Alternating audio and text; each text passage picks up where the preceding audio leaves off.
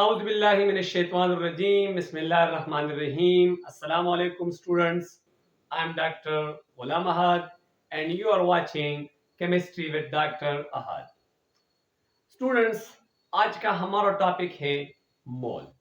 आज के इस टॉपिक में हम मोल के बारे में मुख्तलिफ पॉइंट्स डिस्कस करेंगे। इसके मुख्तलिफ हम एग्जाम्पल्स लेंगे।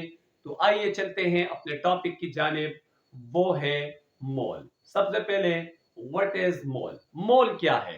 स्टूडेंट्स याद रखें कि मोल लैटिन जबान का लफ्ज है, यानी मोल इज अ लैटिन वर्ड और इसका मतलब क्या है?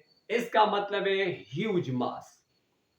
अक्सर पेपर में एमसीक्यूज के तौर पर ये क्वेश्चन शामिल किया जाता है कि mole is a dash language word. So mole is a Latin word which is mean a huge mass, यानी आपके साथ एक बहुत बड़ा मास है, ह्यूज मास है। तो उस ह्यूज मास को हम कहते हैं लातीनी जबान में मोल, इसको हम कहते हैं। सेकंड पॉइंट ये है कि mole is the unit of amount of substance. एक सब्सटेंस है, इसकी जो अमाउंट है, उस अमाउंट की जो यूनिट काउंट की जाती है, उसकी जो यूनिट होती है, उस यूनिट को हम कहते हैं mole. Point number 3, mole is number as well as quantity.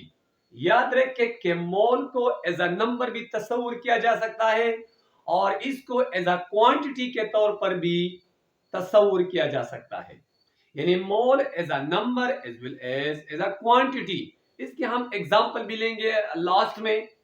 Point number 4 क्या है कि mole is a counting unit for large quantities. जिस तरह मैंने पहले आप लोगों को बताया कि अगर आपके साथ क्वांटिटी की एक बहुत बड़ी मिकदार है और उस अमाउंट को या मिकदार को आप काउंट करना चाहते हैं, तो उस अमाउंट को हम काउंट कर सकते हैं मोल की शक्ल में। यानी जिस तरह मैंने कहा कि मोल एज अ यूनिट इस्तेमाल किया जाता है, तो इस तरह किसी भी क्वांटिटी को, किसी भी अमाउंट को, किसी भी तादाद को काउंट करने के लिए हम मोल को एज अ यूनिट इस्तेमाल करते हैं। पॉइंट नंबर 5 क्या है? फॉर एग्जांपल, याद रखें कि टू सिमिलर थिंग्स को हम वन पेयर कहते हैं। जिस तरह हमारे पास टू सिमिलर चीजें हैं, टू सिमिलर थिंग्स है, तो इसको हम कहते हैं कि दिस इज वन पेयर, ये एक जोड़ा है, पेयर।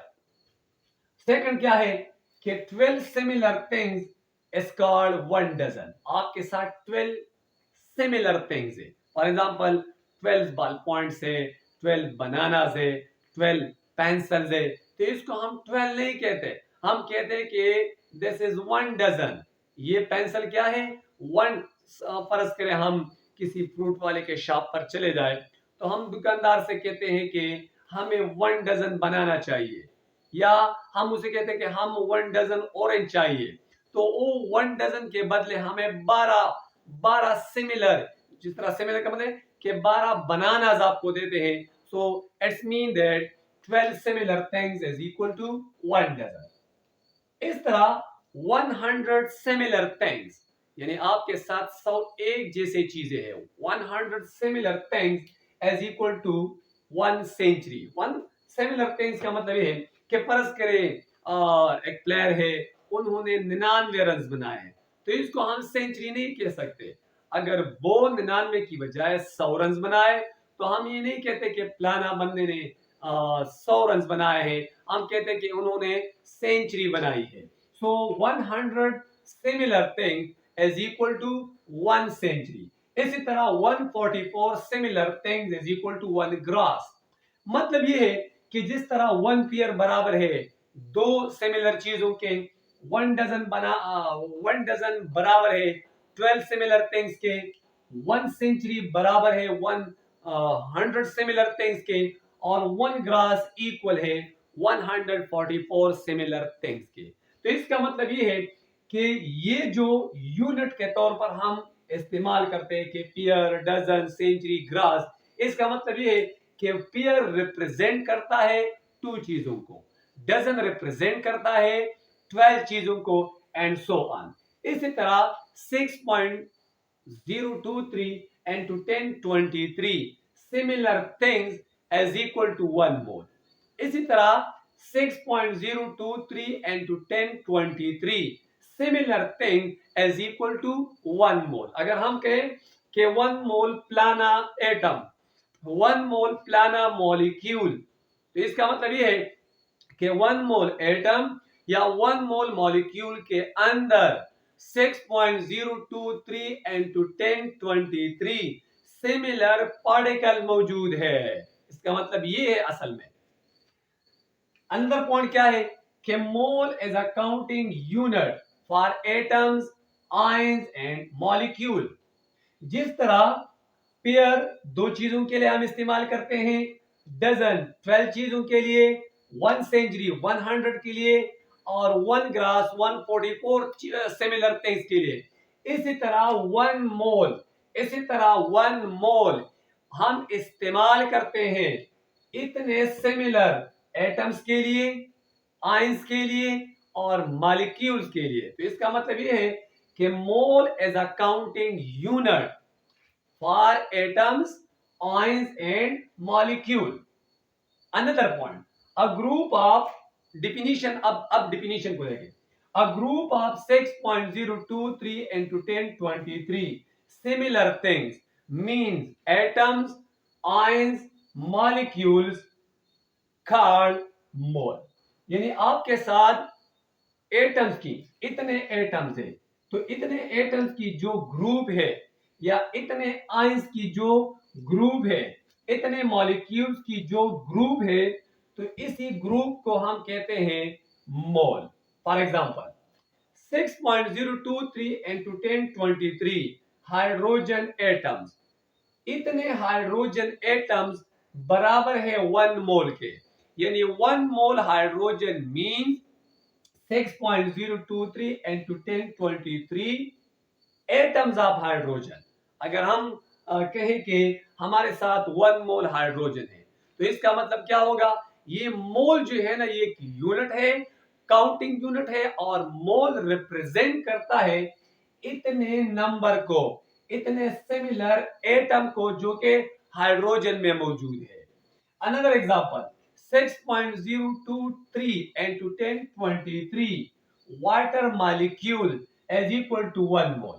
अगर कोई कहे कि 1 मोल वाटर, तो इसका मतलब क्या होगा कि 1 मोल वाटर बराबर है 6.023 and to 1023 वाटर मॉलिक्यूल्स के। यानी 1 मोल के अंदर इतने पानी के मॉलिक्यूल है।